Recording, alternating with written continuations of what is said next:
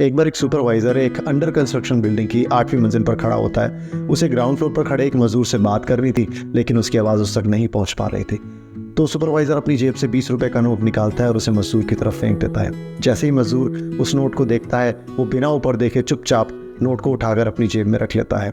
उसके बाद सुपरवाइजर अपनी जेब से 50 रुपए का नोट निकालता है और उसे मजदूर की तरफ फेंक देता है। मजदूर इस बार भी बिना ऊपर देखे चुपचाप उस नोट को उठाकर अपनी जेब में रख लेता है। इसके बाद सुपरवाइजर 100 रुपए का नोट नीचे फेंकता है और इस बार भी मजदूर बिना ऊपर देखे उस नोट को उठाकर चुपचाप अपनी जेब में रख लेता है। उसके बाद सुपरवाइजर एक कंकर उठाता है और उसे मजदूर की तरफ फेंक देता है। जैसे ही वो कंकर मजदूर के कंधे पर जाकर लगता है, मजदूर तुरंत ऊपर देखता है और सुपरवाइजर और मजदूर की बातें शुरू हो जाती हैं। दोस्तों, कहानी का सार ये है कि जब जब भगवान हमारे पास छोटी छोटी खुशियों के रूप में तोहफे भेजते हैं, तो हम उनका शुक्रगुजार होना भूल जाते हैं, हम उन्हें थैंक यू करना भूल जाते हैं।